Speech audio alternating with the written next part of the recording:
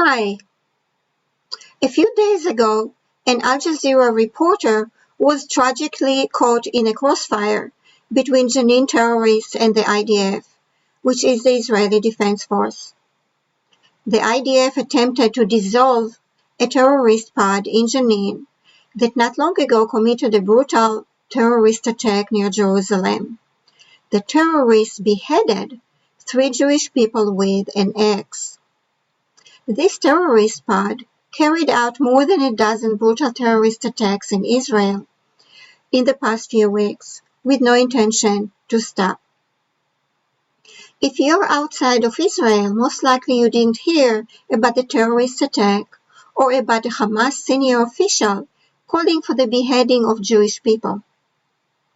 Usually, it's not until Israel decides to put a stop to it that you hear about the event, and usually by then it is subverted against Israel.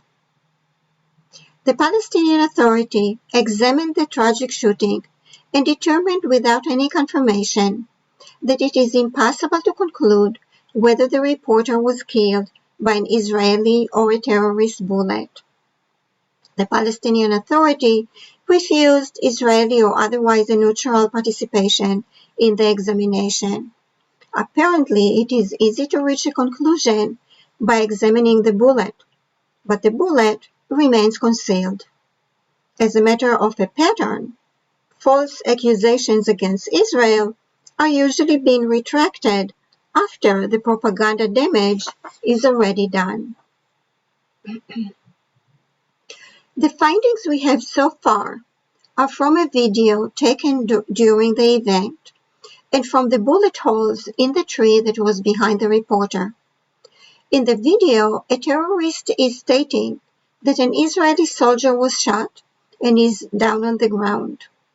But no one other than the reporter was shot, which might mean that most likely they shot the reporter, thinking that they shot an Israeli soldier.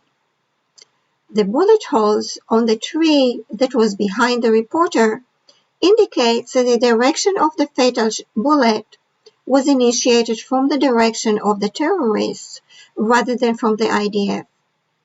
But as expected, this was not what Al Jazeera tweeted and reported, and not what the jihad echo chamber of news and social media wants you to hear before the truth is revealed.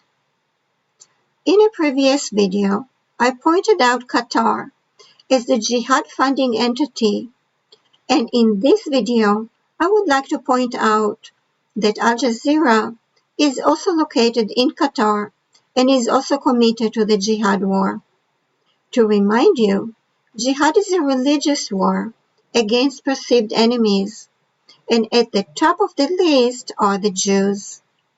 For a long time, Al Jazeera has been inciting violence against Jews in Israel and around the world by demonizing Israel with aggressive terminology. In this case, the terminology was, and still is, murder in cold blood, Israeli war atrocities, occupation of brutality, and so on. Al Jazeera reporting is not only just biased, but specifically intended to urge you into hatred and violence. Its mere existence is not for the sake of good reporting, but the good reporting is for the sake of hooking you in. Once you are hooked in, you become more open to receive a jihad dose of lies. In this tragic case, their reporters want you to find Israel guilty without a chance to be proven innocent. If you didn't know, now you know. Bye.